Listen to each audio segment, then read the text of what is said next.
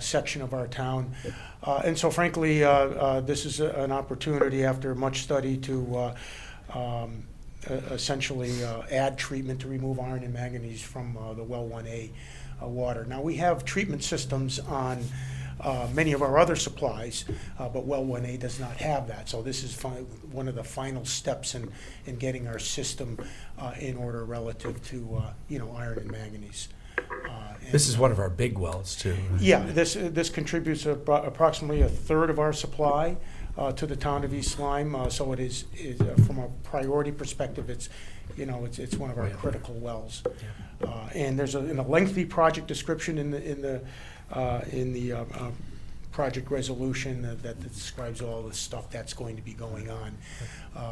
Well 6, which is near the school, does have an iron and manganese removal system on it. So we're taking advantage of that by pumping from well 1A, which doesn't, over to well 6, and basically expanding the building, adding more treatment capacity to take care of well 1A.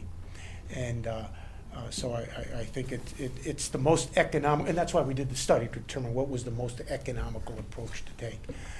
We did go through evaluating the affordability of it. Joe Bergaw had done some extensive working of the numbers, and we had to present that to the commission to make sure we were confident that going forward in the ensuing years that we would have nominal but manageable rate increases to cover the project over the next 10, 20 years. So I think we have a pretty good package here. You've given us an extensive package. I know Joe puts these numbers together, this big spreadsheet we have that unfolds 3 different ways, and maybe you could talk to us about the numbers. I know you typically put the numbers together. Is this affordable to our to our ratepayers? What kind of an increase would they see based on this, or is this one of these things where something else is coming off and then we're bonding another project? Well, it's always important to look at a project like this, and we also have the meter replacement project that we also have factored into it. So long story short, I put all those numbers together, and as Brad said, tried to figure out a reasonable growth of the operating budget and a reasonable growth of a reasonable amount for rate increases. And based on that analysis and what I gave to you, we think it's affordable and reasonable for the ratepayers. It's important to note that the Water and Sewer Commission took a lot of time on this as well over the months and years, discussing the project and the priority of it and the affordability of it. So they affirmed this project and then sent it to us for the actual issuance of bonds. That's correct. Are there any questions from the selectmen this evening? Just a comment. Being ex officio to Water and Sewer, I've seen the development of this over the last few years. And I think we attest to only the town of our department and our people that work in the field, but also to the Water and Sewer Commission. There's a lot of very talented people on that who have looked at this very carefully and in detail and so forth. And when it comes to costs, this year water went up, it's going up 3%, I believe. 3.5%. And then you just hear of other areas, other towns are going up 15, 12%. I think we've done or more.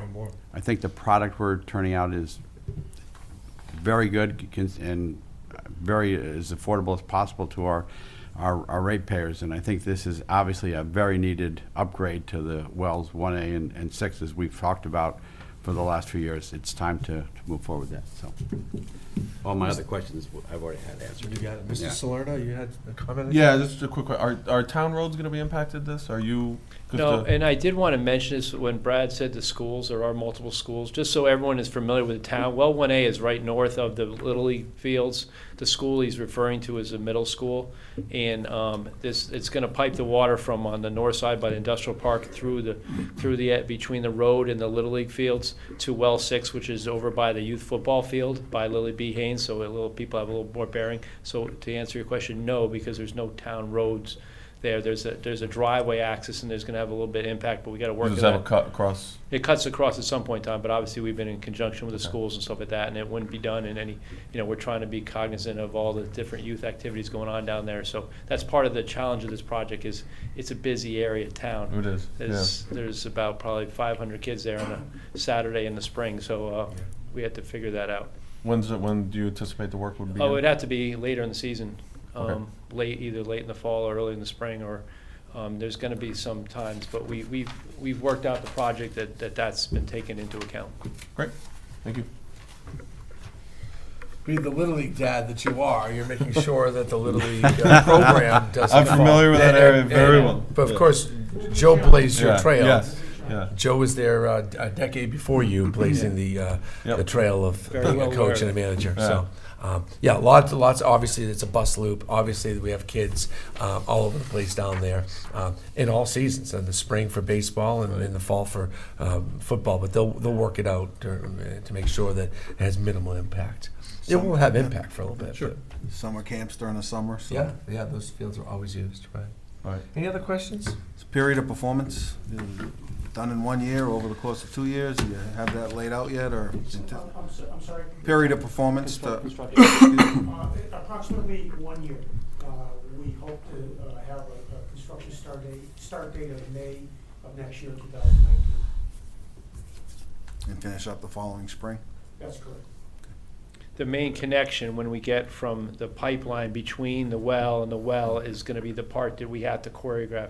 The work at the wells themselves isn't as contingent on all the community events because there's not anything going on specifically there. But when we make the connection, that's going to be pretty critical.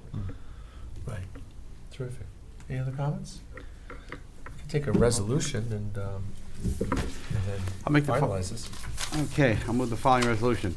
Resolved that the resolution entitled, Resolution Appropriating $4,640,000 for the construction of modifications and upgrades to the East Lyme Well 1A and Well 6 Water Treatment Plant Project and authorizing the issuance of $4,640,000 bonds of the town to meet said appropriation pending the issuance thereof, the making of temporary borrowings for such purpose, a copy which is attached here too, is hereby adopted and recommended for approval by the Board of Finance and the legal voters of the town at town meeting.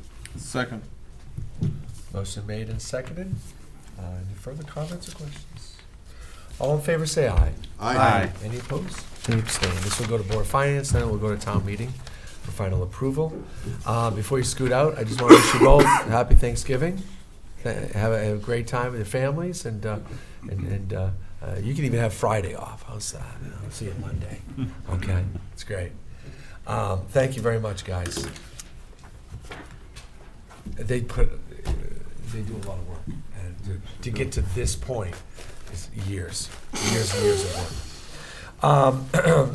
Lastly, the last thing on our agenda is just an update. Obviously, if you were paying attention, we did have a press release. We announced our intentions of converting a office space on the that'd be southwest side of town on 156 to the Honeywell.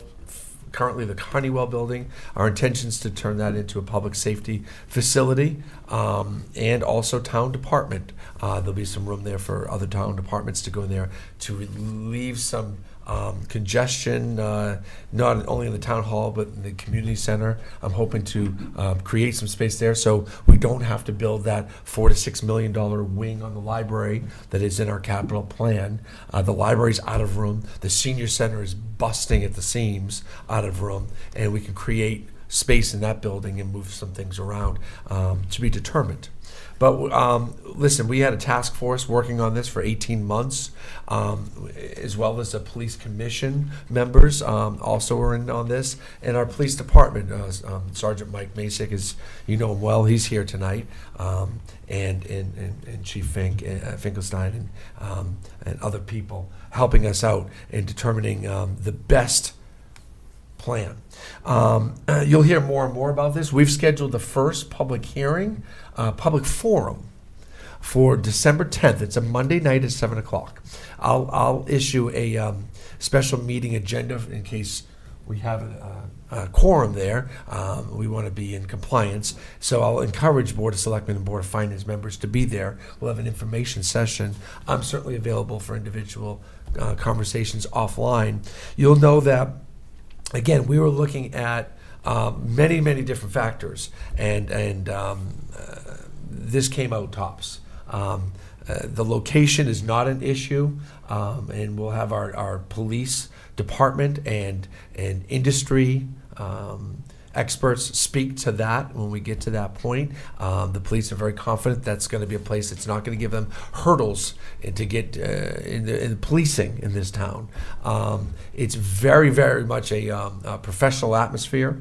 And at least the first half of the building is already an office building. Not much needs to be done in there. We'll have to create jails and proper evidence locker storage, armory storage, and that building is actually perfectly set up for that. It's got a built-in, what would have been a loading dock for a business that was there is now it could be our Sally port. Drive right into the building, close the door, get the prisoner out of your car, and that's how you do it in policing. We have a serious problem with the building that we are in now. We have environmental concerns that need to be addressed. We've put tens of thousands of dollars into that building. It's not like we pushed off maintenance. We're constantly caulking the windows and the doors and patching the roof. We had an incident that hadn't happened in that building where water came up from the ground.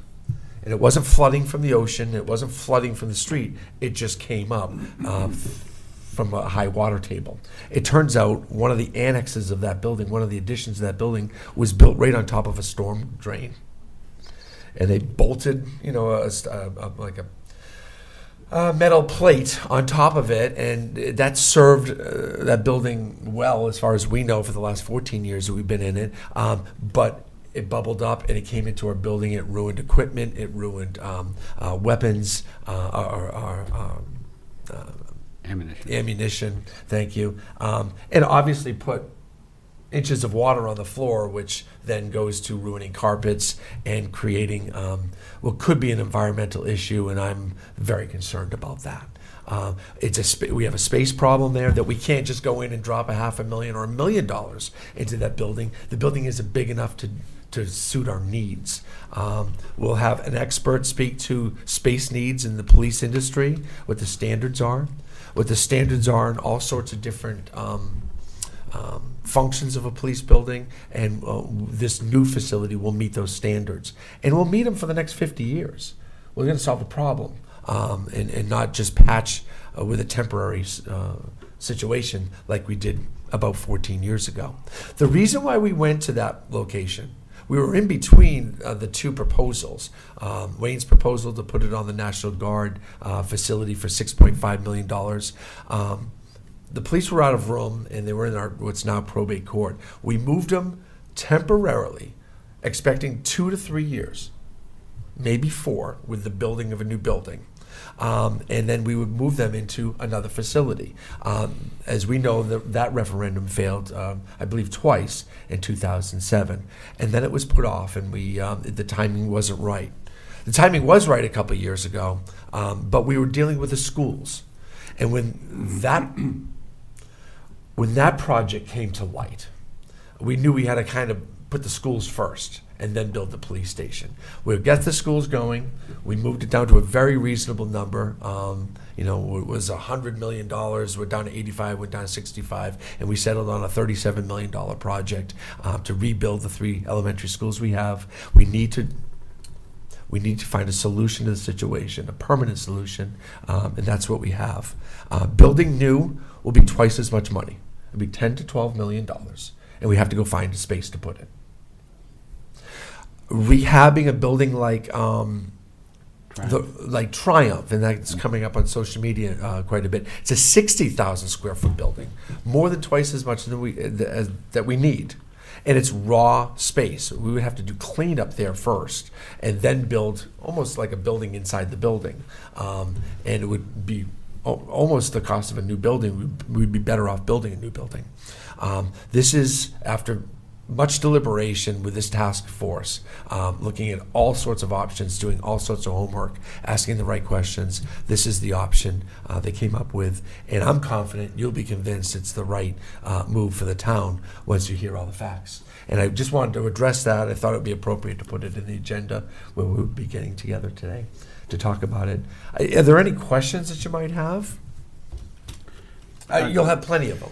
And just to, I'm sure a lot of people know this too, but back in 2007, when it was defeated in referendum for the building down near Brybrook, which is in the vicinity of this here, there was a study done and by the police and other people that showed that that location was perfect. I mean, it was not, the location was not going to adversely impact response times or anything like that. So that part has already been done. Sergeant Mason, I believe that's correct. Okay. Thank you.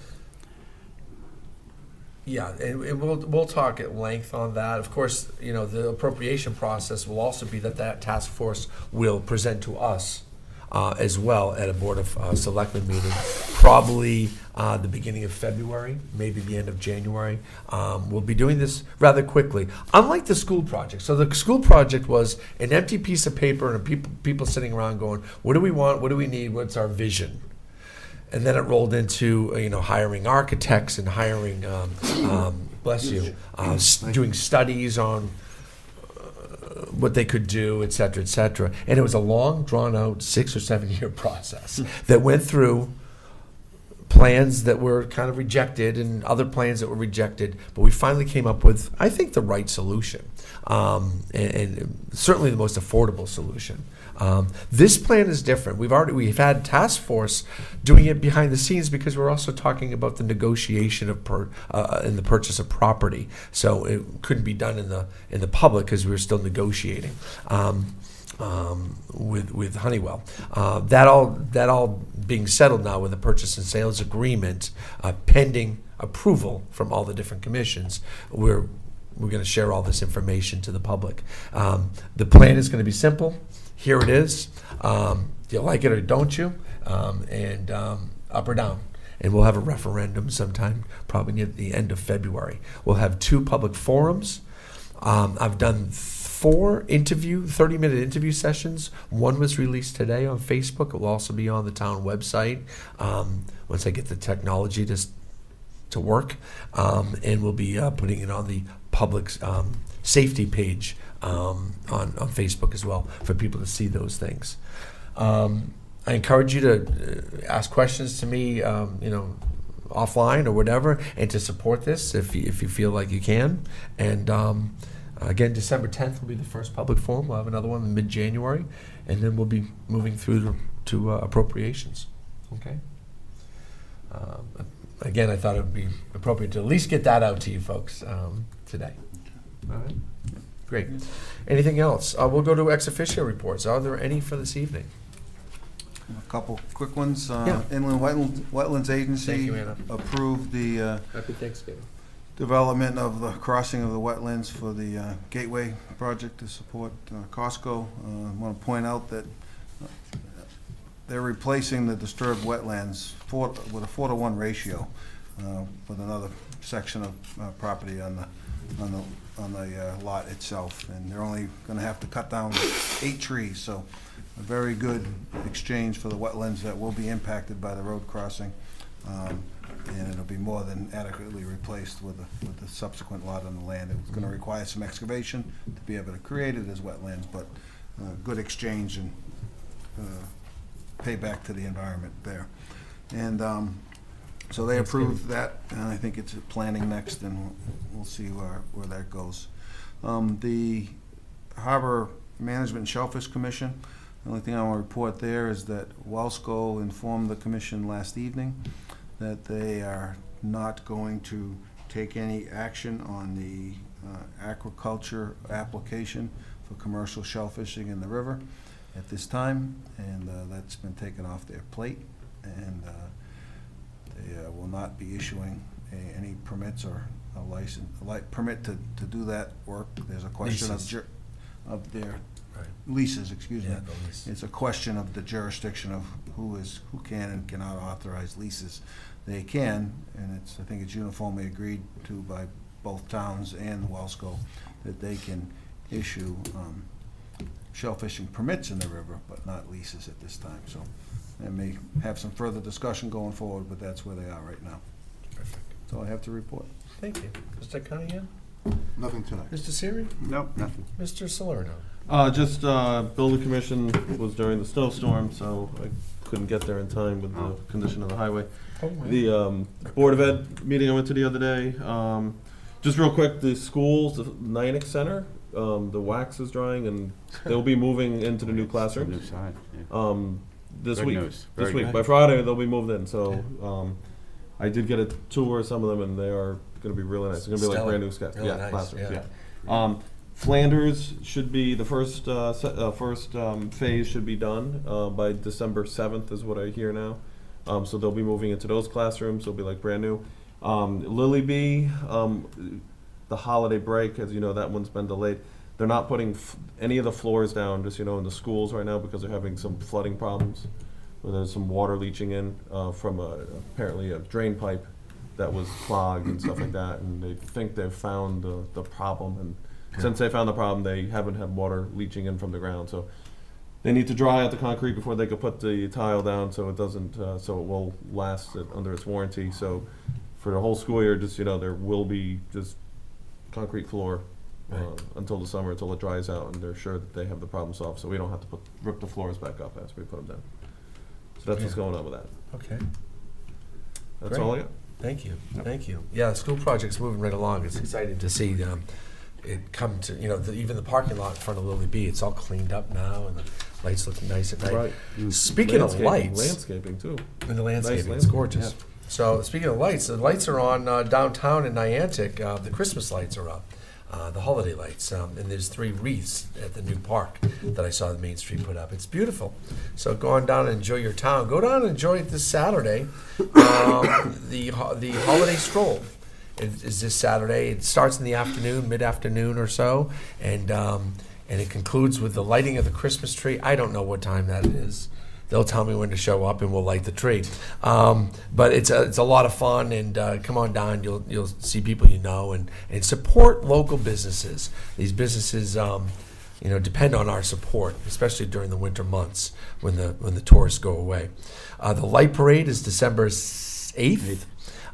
It's the 30th annual. Folks, Dominion has donated some money so we could have fireworks in front of the light parade, before the light parade. So we're going to do a little extra celebration that day. I think, is that the night? The morning is the Jingle Bell Run, the Daigle Foundation Jingle Bell Run. That is always a big deal. Lots of people come out to that. Where would people sign up for that? Is there a website? Yeah, you can Google Niantic Jingle Bell 5K, and it's on it's yourrace.com. And people walk it, they run it, they take it serious, they don't take it serious, but they all dress up in the holiday garb, and you'll see Elf there, and reindeer and Santa, several Santas, Santa's helpers, of course. December 10th, I've already mentioned, it's a Monday night, high school auditorium. 7 or 7:30, and I'll check that. And when we make the posting, we'll have the first public forum for the public safety complex that we're proposing. And we'd like to have people come out and listen to the facts, and also ask questions. We'll have a live mic there. We want to learn what people are focused in on, so that we can have the answers for you when appropriate. It'll be at the high school auditorium on December 10th. And that's 7 or 7:30, and I'll have to check. That's all I have. Lots of good things coming up in town. Support the local businesses. Go to the holiday events. Karen Share's always looking for food and donated toys for their family drives. That's all I have. So no public comment tonight. So I can take a motion to adjourn. So unless moved. there's anything else. Second.